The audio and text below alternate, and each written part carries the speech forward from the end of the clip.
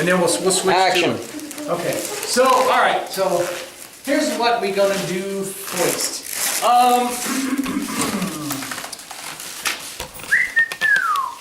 Let us do this. Where's my doodad I just had? Papers are so organized.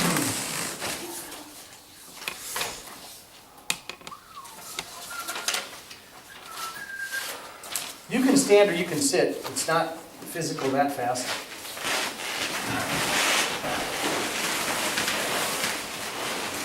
Mindset. We got to do a little mindset here, all right? I've set the stage a little bit for what I'm trying to bring out. You guys saw the little email flyer, right? So the idea is,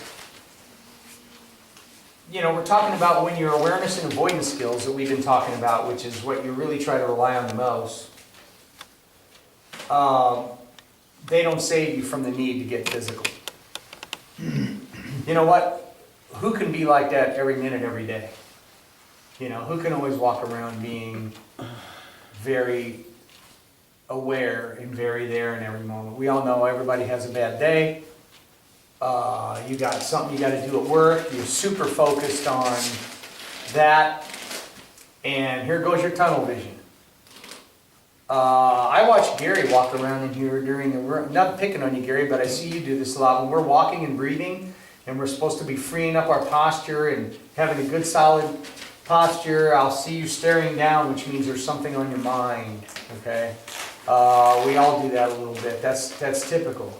But what we need to do is catch ourselves doing that stuff. The more you can catch yourself doing it and pull yourself out of it, not only is it going to be easier on your neck, because your neck's not going to get stiff from looking down all the time, and that might be part of why you get tight traps too, on top of working behind a computer. If you look down a lot, you're stressing your neck and your traps, right? So, important to catch these body habits you have, as well as these mental habits, all right? So for whatever reason, we're talking about the awareness and the avoidance aren't functioning because you're not functioning at max capacity, okay? So, I've already kind of established where this whole process has come from, where I've learned it, and how I've started to develop practicing this. You know, so that's why what I decided to call this, instead of a self-defense workshop, is spontaneous problem solving in fearful situations. I thought was a more appropriate way, because that's the process that we're going to practice. Okay? So it's not exactly the same thing, right? Because how about this? Let's say that something is beginning to happen. You hear a couple of people arguing, let's say, behind you, okay? And that gets your attention. Well, getting your attention, because of this process we're talking about, cues in, your body memory and your brain memory pop in, and it's like, I've practiced this, you know, in a sense. And it's like all of a sudden your awareness is more heightened than it would have been before, because you weren't thinking about this kind of thing and you didn't embed it like we're going to begin to embed it today, right? So all of a sudden, the computer just came on and just booted up. The radar goes out. Compression waves, prickliness, vibes that you're getting of, hey, wait a minute, this thing's getting pretty heated over here, you know, and now you're in a state of readiness, and all of a sudden you see a weapon, and these people are 30 feet away from you, and suddenly you find yourself instinctively realizing that you need to reposition yourself so you don't catch a stray bullet. Could be that simple. All right? And then from there, tactics, or I should say strategies, begin to formulate. Oh, and a lot of people would do this already. So let's take what your best natural survival instincts are, and let's practice them. That's exactly what we're going to do today, okay? And let me give you a couple of examples. This is good to hear. Here again, we're creating mindset now. Mindset for this type of process, because this is a process, right? We're not talking about techniques. Here's a good example. Let me read this. This is perfect for two reasons. Women's intuition is joked about, trusted in, and also scoffed at. Men are supposed to be logical, rational, straightforward, and linear, while women are said to operate through their emotions and their vague hunches.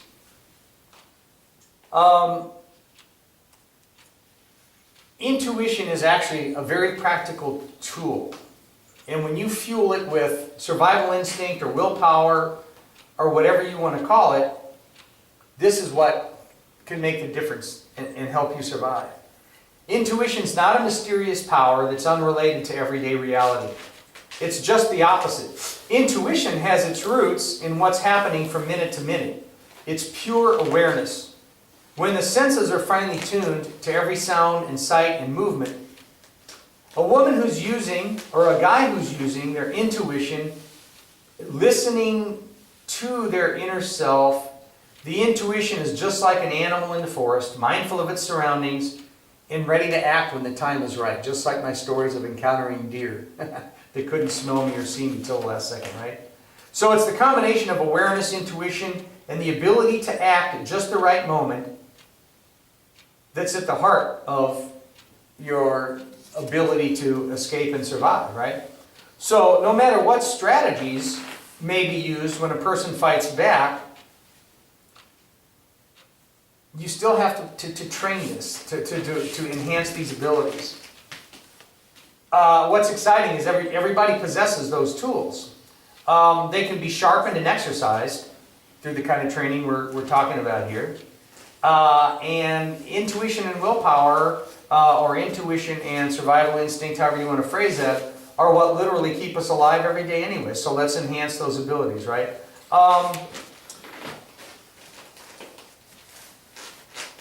Let me give you this. I'm jumping to another phase of this, and then we're going to start. Here's a little. Now, what I'm reading to you from is, actually, this is a great book that I've used as a source book and turned a lot of people onto it when I was doing all my research over the years. Still haven't found one better. And it's called Her Wits About Her. It's actually based on self-defense stories that a lot of women have been through. Because as we know now, women's egos tend to not be so wrapped up in, oh my God, I can't possibly admit that someone attacked me, okay? Women are more willing frequently to talk about this. Where the line gets crossed is a lot of women who've been raped aren't willing to even report it, let alone talk about it. Now, if we take that a step further, men who've been raped are even dramatically less likely to talk about it than women. So and the guys that are officers in here know this, that this is a touchy subject for people, all right? So the statistics are really skewed on all these things, right? People don't want to admit it. They don't want to report this stuff for lots of reasons, okay? For guys, we know that's more about ego stuff than anything, why they would never report that they've been raped, So here we go. Let me read this one to you, all right? And I think our mental set will be kind of there. Until I was 20 years old, I believed I was a pacifist and that I could never hurt or kill another human being. That all changed the night I was assaulted. All right? I had just left a group of friends. I was walking the last 300 yards to my home alone. It was a dark street with bushes and trees on both sides. I had walked home that way many times, and I had never been afraid. Suddenly, a man grabbed me from behind. He was shorter than me, but a lot stronger. He pulled me off my feet, down to the ground, and into the bushes. He was so strong that I was unable to move. His weight on top of me was suffocating. We talked about this, right? In breathing. All right? And I remember thinking that there were houses nearby and that I should scream. But I opened my mouth to scream and nothing came out. My mouth was empty and it was so dry and I was so tense and I wasn't breathing. My jaws locked up. I couldn't even scream. As the guy pinned my body and legs into the ground and began to tear my jacket, I tried to move and wiggle and slide away, do anything, but my limbs felt like lead. Heavy lead legs that could not do what my mind was telling them to do. Something instinctive made me go limp and motionless. In that 1 second of lifelessness, my left arm came free. It rebounded elastically above my head and came down on my purse. As I opened my mouth, my mind was shouting, "Get the steel comb from your purse. Get the comb. It's got a sharp pointed end like a knife. Get the comb. It was as if all of my body was frozen in cement, except one flailing left arm and the left arm hand that clenched the comb. I held the comb, ready to stab him. All I could think of was plunging it into the black jacket on top of me again and again. I did not think it was a person on top of me. I did not think about injuring someone. I just thought of piercing the jacket so that I would be able to breathe again. As I clutched the comb, the scream finally came out of my mouth. The sound of fear and rage filled the darkness. Distantly, I heard a voice say, "What was that? Someone is over there." Suddenly, he was no longer tearing at my clothes. He was running through the bushes, and I was lying there ready to kill. I looked at the comb, at my hand, at my clothes, and as the distant voices came closer, I began to shake with anger, relief, and tears. Tears for him, tears for me, and tears because I could have killed, would have killed. Above all, tears of grief for an ideal of pacifism that had just been destroyed. I knew now I would kill in self-defense. So the interesting thing about that little case story is a whole lot of stuff happened in there, right? And we're back into the realm of, like I said earlier, you carrying weapons, carrying a gun? Are you really prepared? Are you prepared to kill somebody? How do you feel about killing somebody? A lot of folks don't even think about that. Do you think it's justifiable to kill a guy because he's on top of you, maybe trying to rape you, or because he's... Do you have a thermometer in the mouth? No, it's a mouth guard. Oh, okay, I shouldn't see from over my big goofy eyes. These are all questions that most folks don't know how to answer unless they've been in situations. So this is something you have to decide. This is something you may not ever know unless you're ever in a situation like this. But I'll stick my neck out on this one. What I would say, as far as killing someone is, I would try to do everything possible to ever experience that. You know, I worked on a psych ward full of Vietnam vets and covert war vets in the 70s. And man, I've seen a lot of what that kind of polytraumatic stuff does to people that have killed a lot of folks up close and dirty. And good luck ever being right in the head again after that. It's pretty hard to do. There are some people who can, and I'll tell you what else makes it 10 times worse. This has really come out. Leonard knows this to his heart. There's the effect of your own psyche. Does everybody know what the psyche is? Mind, body, spirit, the whole package, right? There's the individual psyche, and then there's the mass psyche. That's the interconnectedness of all consciousness. Okay? Now, when the psyche of the world is in line, things like defending yourself in combat and killing other people can be far more acceptable to you as an individual than when the psyche of most other people think you're a criminal or an animal for that. Case in point I'm trying to make here, the psyche of the world was quite different at the end of World War II. For a lot of the people that were in close combat, had to mangle people, kill people, saw it happening every day. Because the world psyche was behind, we'll call it the victory, okay? It had a different effect on a lot of the people that did experience it directly. Zip forward some decades, get to Vietnam in particular, where a lot of the psyche of the world was completely against it. That had a dramatic effect on the individual psyches of a lot of the guys that were in combat. He knows what I'm talking about. It wasn't so acceptable by so many people. The energetics of that level of consciousness on those individuals that were in those situations has put a lot of those guys, and the same thing's happening with a lot of the guys now that have been in these wars in the Middle East. It doesn't have the kind of world psychic support. And that affects the individual much more, and makes them much more apt. This is partly why, we have a lot of these massive, unbelievable statistics on suicides that are happening to combat veterans right now. It's off the charts. You know, it's really important that people that experience that can frame it in a way that's acceptable. It's really against human nature to feel that it's acceptable to kill others. And the long-term effects that can have on you from just one incident could screw you for the rest of your life. It's leading to suicides with a lot of these combat vets. It leads to a lot of other obsessive compulsive problems, self-injuring. I mean, the list is outrageous of the stuff that it can lead to. So,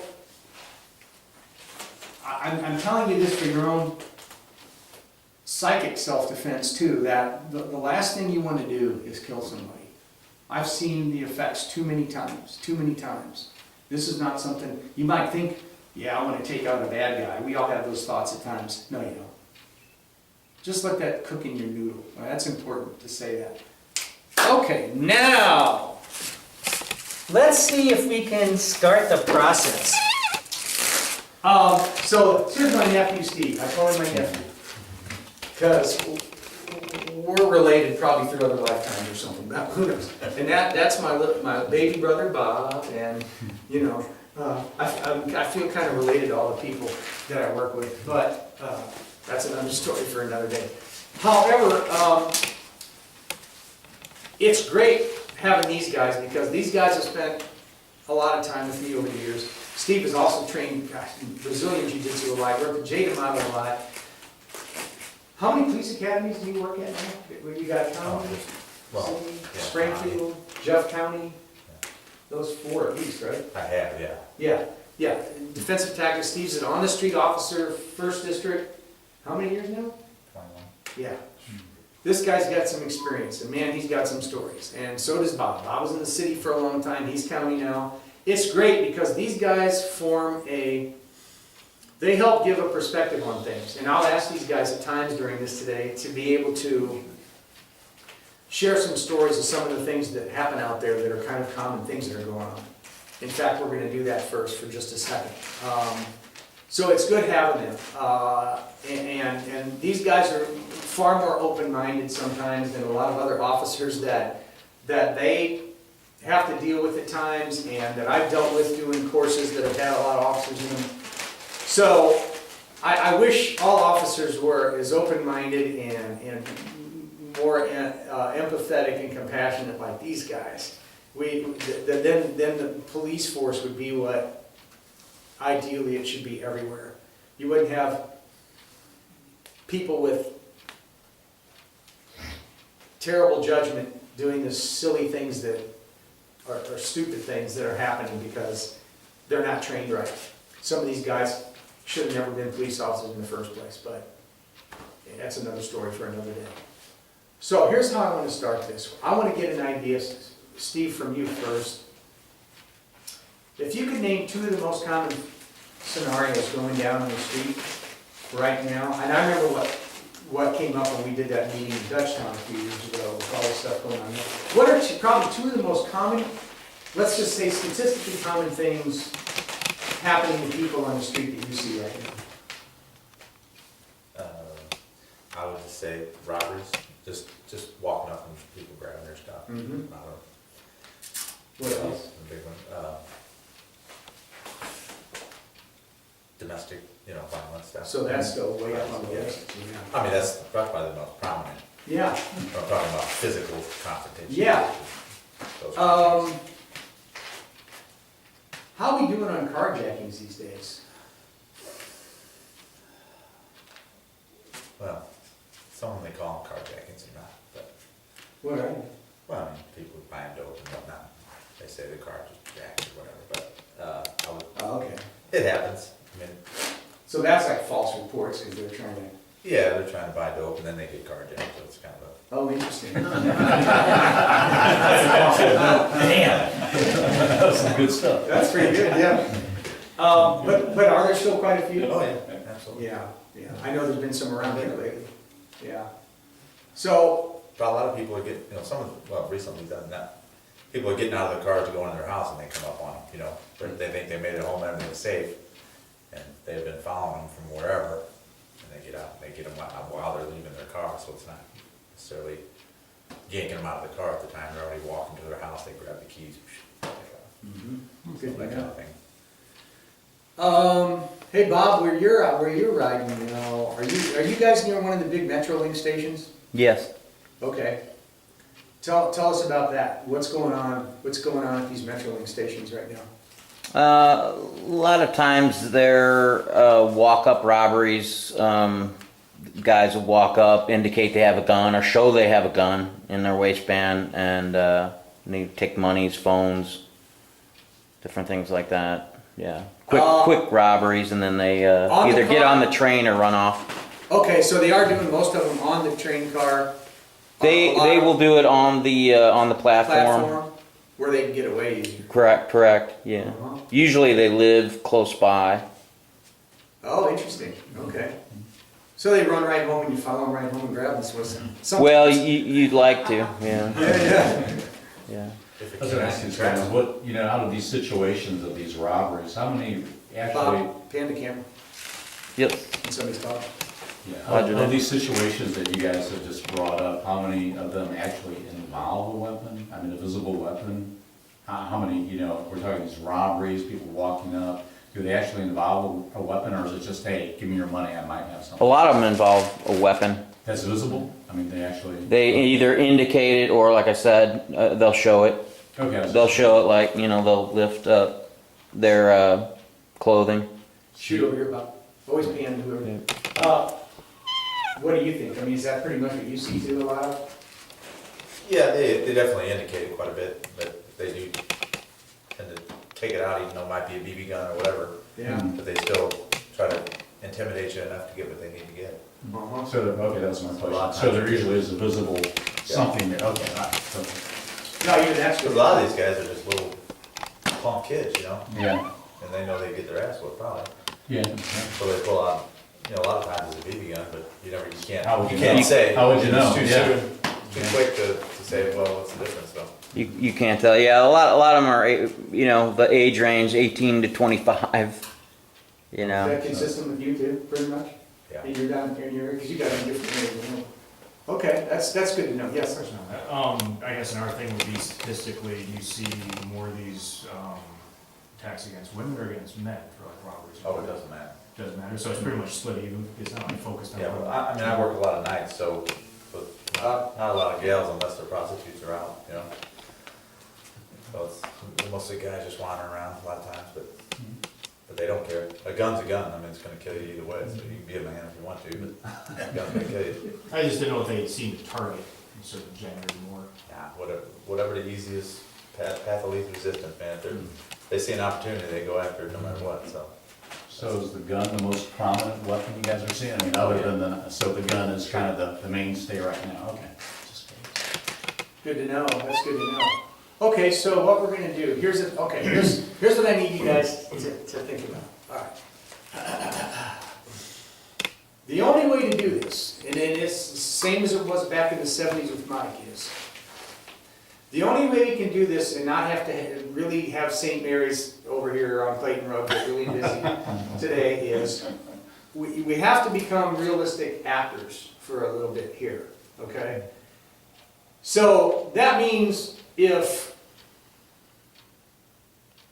I were the guy being jumped or whatever, and I needed to beat Matt like a baby seal, did I say that? That was a bad analogy.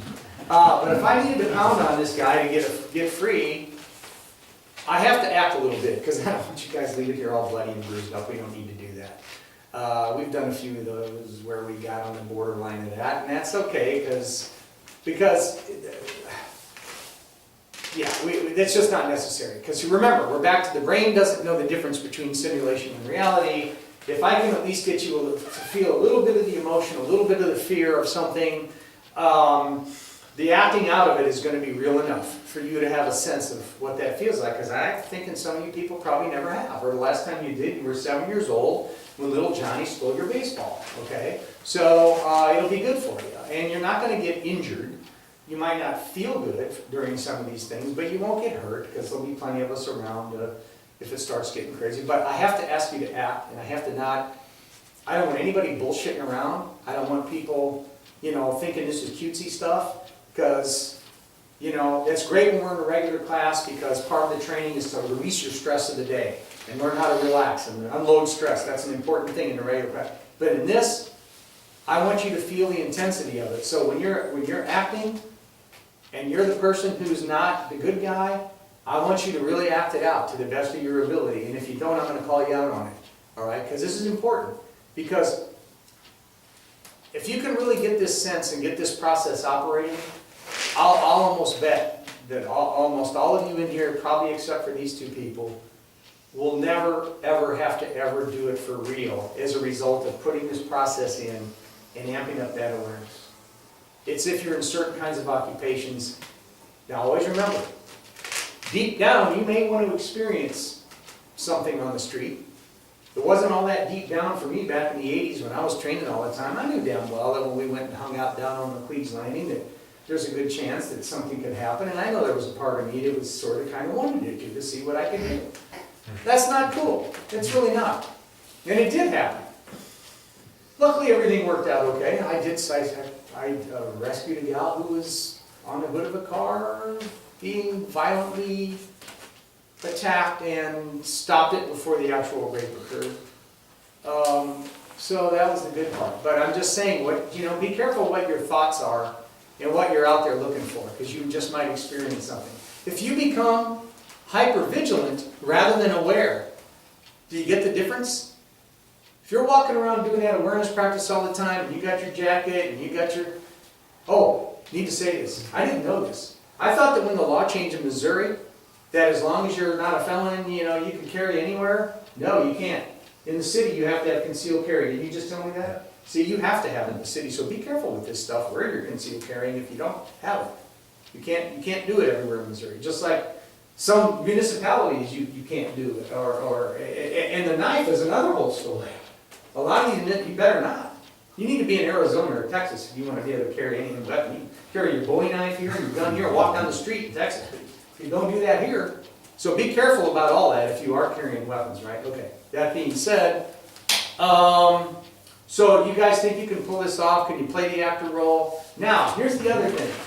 We've been talking about this since the 70s too. Now, let me use you for this for a second. My glasses. Yeah, this won't be crazy, but it's just easier. Here's a problem that happens. This is why a lot of arts don't like the whole sparring thing. Because the sparring thing turns into...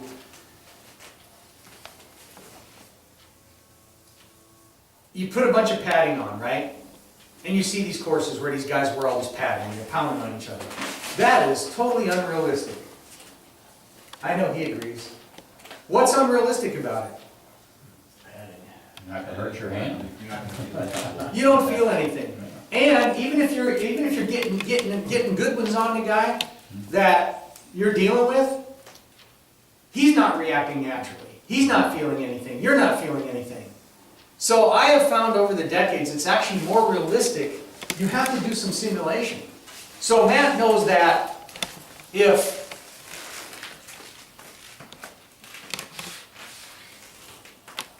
he's punching me in the side of the head, go ahead. If I don't act a little bit like I'm hurt, the whole flow and the whole rhythm and the whole timing of this thing is unrealistic. If he had a 16-ounce glove, I had a mouthpiece in, and I had my big headgear on, that's still going to ring my chimes. But it ain't going to ring my chimes nothing like right now. He's bare knuckling, I got nothing on, and he's got no gloves on. So you can see what I'm getting at here, right? Okay. So you have to create the rhythm and timing gaps that come from blast me in the gut. No, blast me in the gut. Now I can do that because we train. I relax, sent the energy out of my leg, and I drop the breath, and I breathe to let out, right? The guys in regular class train that. What do you think the average guy on the street does when that happens? Yeah. So here's how we simulate that. I simulate. I'm not gonna hit him as hard as I can, but I'm gonna hit him, and he's gonna show how he knows that this would probably feel and what it would do to his body for a second. So here's the simulation, right? It's gonna stagger him for a second at least, all right? So you guys have to be able to act a little bit here so this doesn't get nuts. And some folks are still gonna get popped a little bit, but I think we can control having them run to the I house. actually believed you were gonna fucking Right. write it. Yeah. Okay, can we handle this? We'll help you if we see you getting stuck, if you're holding back too much. Because you gotta get fired up. So this is why this is tricky. You gotta get fired up. You gotta be really, really ready to go. And there's a little trick I can do to help you do that. All right? So we're gonna always have people around you, and if we have to, hey, wait a minute, you guys are too into it. We'll do that. All right, that's how we gotta do it. All right, here we go. Bob, we're gonna take a pause. He's gonna go real fast. We're gonna switch to battery so Bob can move around for the action. Hey, Steve, bring the towels for the blood and some up. The ketchup, the Bring the needles for the sutures. Dan's over there getting nervous. I think I gotta go home now.